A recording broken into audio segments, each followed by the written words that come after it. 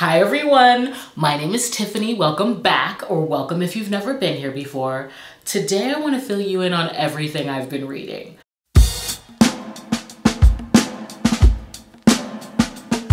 So, first things first, we have a new background. I am out of town and currently working on a traveling vlog.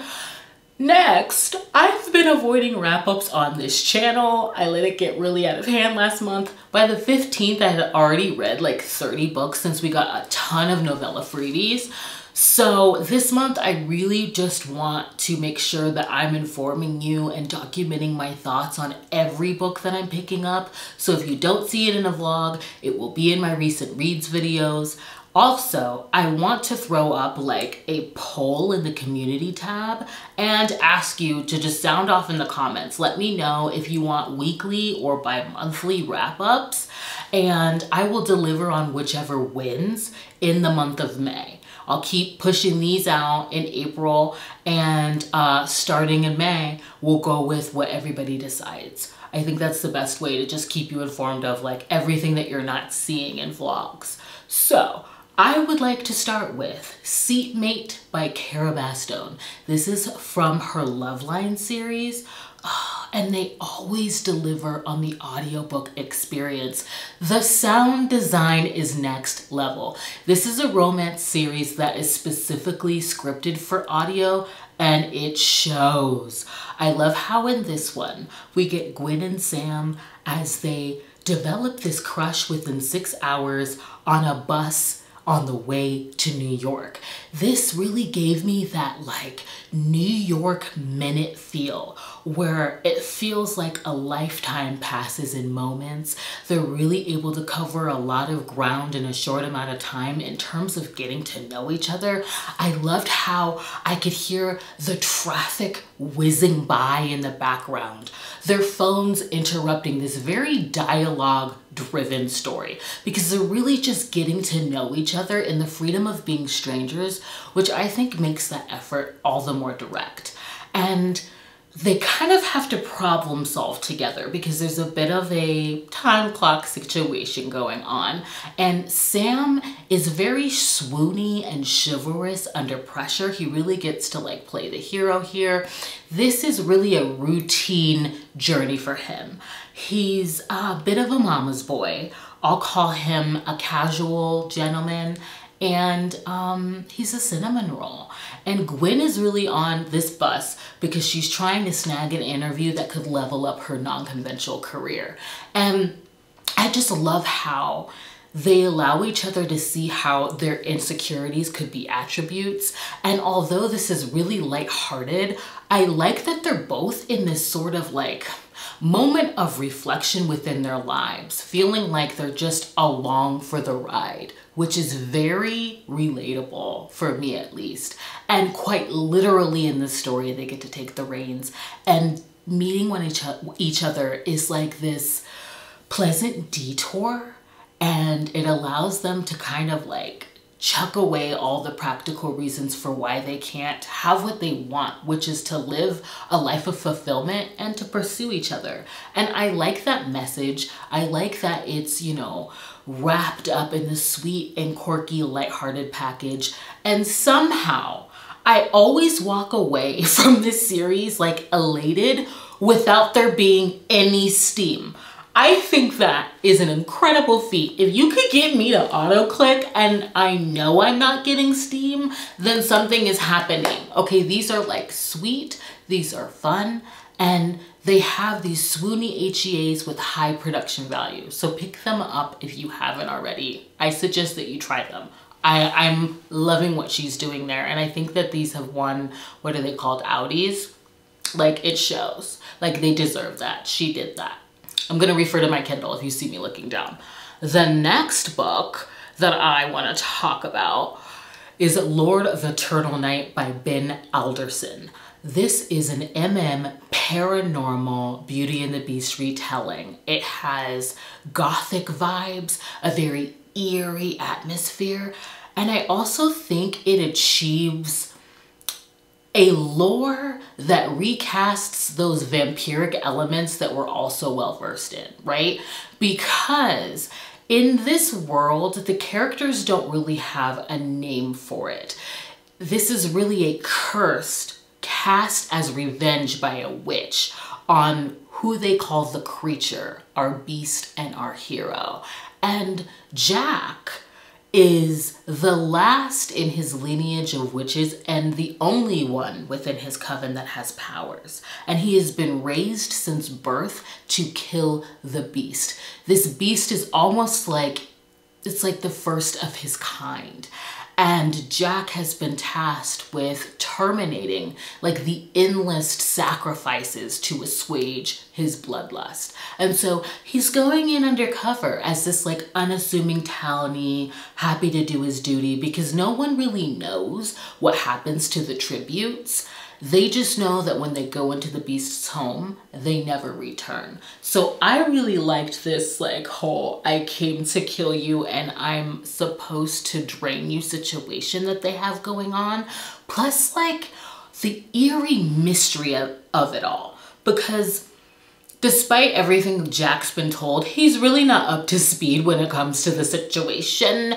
And I enjoy how he has to come to terms with the fact that he's been sent to seduce him, but he wasn't expecting to enjoy that. And he wasn't expecting like his task of assassination to be far more beastly than the tormented man that he's coming to know. And so I like how Jack's powers sort of align with the curse that we're dealing with. I also like how, in terms of retelling, how the library is recast, and I enjoyed the ending.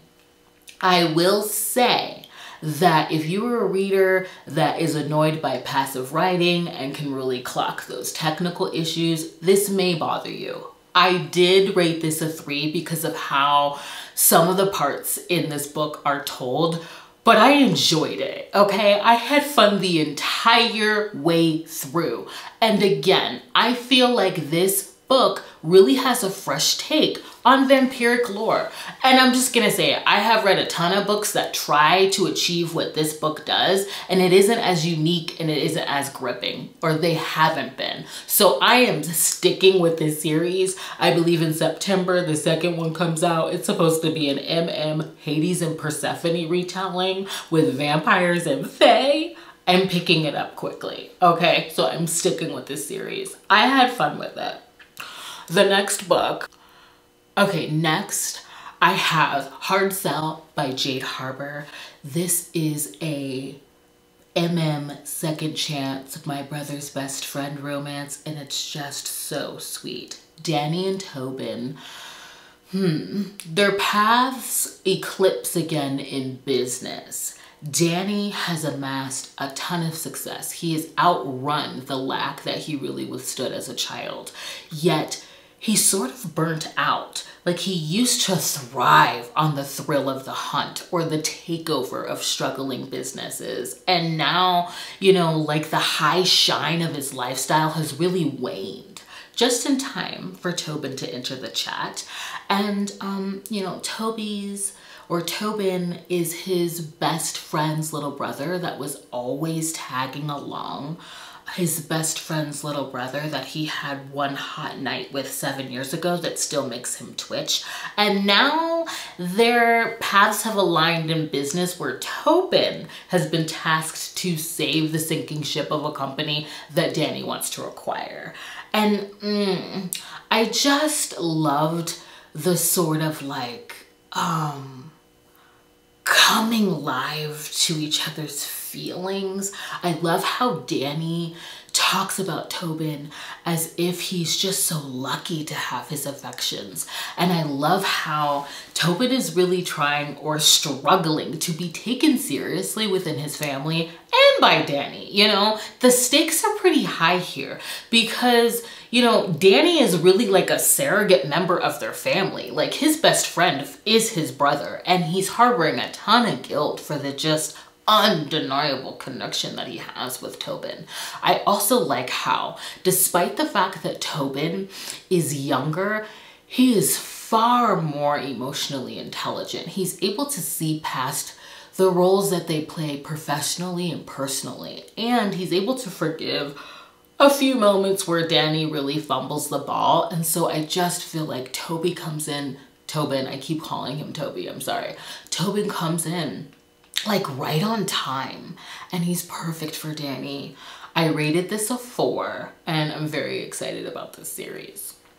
The next book I want to talk about is Bad by LP Lovell and Stevie J. Cole. This is a dark mafia romance captor-captive with 2 alphas vying for control. Okay, it's combustible.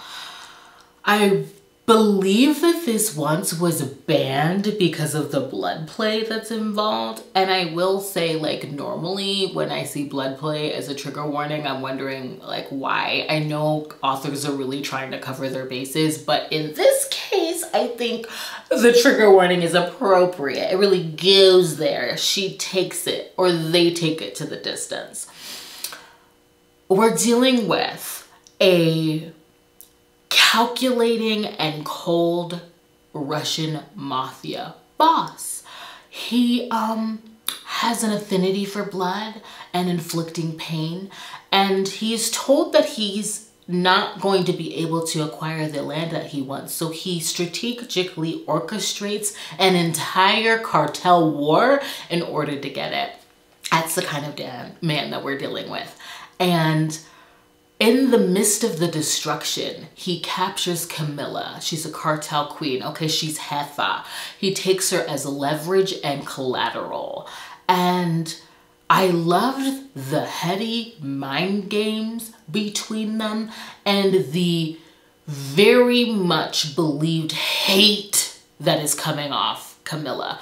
I cannot stand enemies to lovers romances that have like the enemies or the hate based on something flimsy, okay? Like in this book, Ronan is trying to take her cartel and like her usefulness is waning. Therefore, her life is in danger. So it doesn't matter how attractive his ruthlessness is. She will gut him at the very first chance that she gets. And she also wouldn't respect him if he didn't have the same mindset. So that's the kind of like dynamic that we're dealing with here.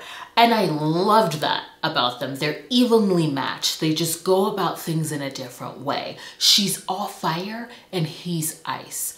The problem that I had with this book was that they're sort of unrelenting. There's no wiggle room. I kept waiting for the moment where they'd be willing to like push that chessboard aside in order to make way for pursuing what they have found in one another.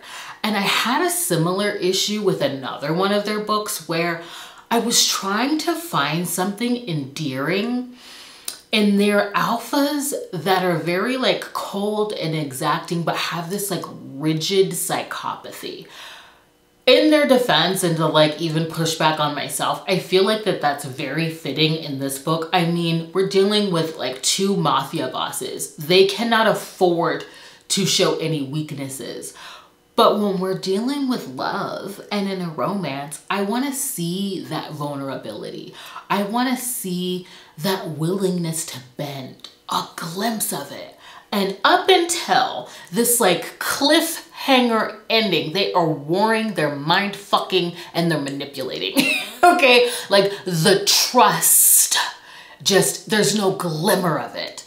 And I also wanted to know a little bit more about the reason why Ronan is a sadist. Like, why or how does a steamy scene in a pool of blood, how does that make Ronan tick? Why does that work for him? Because I need to know these things in order to feel like scenes like that aren't just like gratuitously placed for shock value. You know, it does fit within his characterization. And in terms of Camilla, her harrowing background and like the cruelty in which she grew up and the trauma that she carries very much authorizes her allure to how they play. But I wanted more on Ronan and why he is the way that he is. Every kink comes from somewhere, and I'm just the type of reader that wants to know like where that developed and how that shapes the character that I'm reading. So I did rate this a 3 because I wanted a little bit more on their romance. I wanted to believe in the bend. Now, this is like a full-blown series. It ends on a cliffhanger. I'm sure that comes along like later. And I am like willing to continue on with this series, maybe during, you know, the Mafia Romance Readathon in May. I'll continue. But as of now, you know, it's at a 3. It's very shocking. I was able to deal with the gore surprisingly because I love heady mind games. So I'm still intrigued. The next book I want to talk about is, Lily Mayne's Monstrous series that I love so much. I finally finished. I had 2 left. This is set in a post-apocalyptic world. They're all monster romances. And this post-apocalyptic dystopian situation has been brought on by the influx of monsters of varying sentient levels. And it's resulted in this harrowing, like cutthroat existence where we have the military that is hunting these monsters. They're aiming to retrofit their abilities to take them out. We've got raiders who are living this sort of like nomadic lifestyle, some of which live in like collective retreatist camps. Others are just out on their own, surviving what they call the wastes. Think like flat desert terrain with like danger lurking in every corner. There are also humans living in cities with like a little bit of aid from the military and a lot of propaganda. And in this one, we're following Gloam. He is a monster that is in captivity. He is being held captive by this insane monster collector. He is this huge, chiseled body, gray-skinned hunk of a monster. He has this like horrific cage around his head and like chains embedded in his back. The cruelty of his captor has no bounds. It's absolutely insane. And he is like walking around with this like Thor-like hammer. He's wearing these ass kicker boots and these leather pants that Rig wishes were assless. Like, Rig is a raider and he's his camp's like sort of tinker and fixer of all things.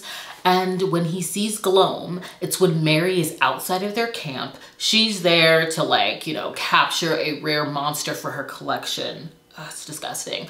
And Rig peeps, you know, Gloam's captivity, and he cannot just stand by and do nothing. He is willing to risk his life to free and save him, really just to do the right thing. And I love how Rig also feels bad about like being attracted and like lusting after Gloam because he's being held captive. Like, I mean, despite the fact that it just like matches and pairs up well with the romances that he loves, it's just that scenario, but he doesn't want to play into that. He just wants to do the right thing. And for a majority of this book, you know, Gloam has his cage on his face. So for a majority of this book, you know, like, Rig can't see Gloam's face. They communicate through writing, and it's Rig's genuine, selfless kindness that really moves Gloam. And I just love how in this series, every one of these monster heroes is harboring such immense trauma, and they have endured the most horrific acts by the hands of humans, and yet they're able to have these sort of like beautiful, insightful moments that lead to love. It's just so freaking swoony. And this is definitely a slow burn, but the steam delivers. It is very spicy, but it's also meaningful and heartfelt. And I love how in this one, like Rig is really dealing with a lot of insecurity surrounding like what he can contribute in this cutthroat environment. And it truly is his genuine spirit that saves the day. He's able to be brave.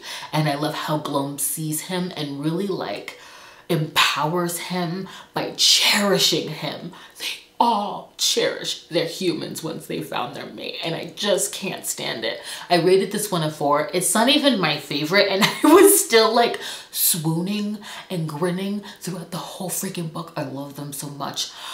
I wrapped up the series with Moth. I rated Moth a 5 because Moth is a lone wolf and he's very prickly. He doesn't quite fit in anywhere. He's half human and half monster. He doesn't quite fit in with the humans because they get a sense there's something not right about him. And within this world, there's a ton of prejudice against monsters. And of course, he doesn't fit in with the monsters because of his human side. And so he is like this prickly, lethal, frank machine that pushes everybody away in an attempt to protect himself. And he finds Charlie to be this annoying ray of sunshine, okay? He's a likable human that was able to come into the Raiders camp that he's been helping for years and just be liked and fit in. And he's not at all like here for the fact that Charlie has volunteered to go on a rescue mission that he doesn't need help with, okay? And I just love it. Charlie is a human. He has a military past that also kind of threatens Moth because he thinks that comes with, you know, like a built-in judgment against him. But Charlie is supposed to be on his way back to the military after the events in the second book, and he keeps finding ways to, like, I don't know, prolong that, like volunteering to go on rescue missions.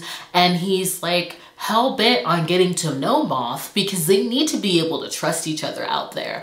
And it's like Moth's steely and stabby demeanor almost eclipses his attraction to him. Almost.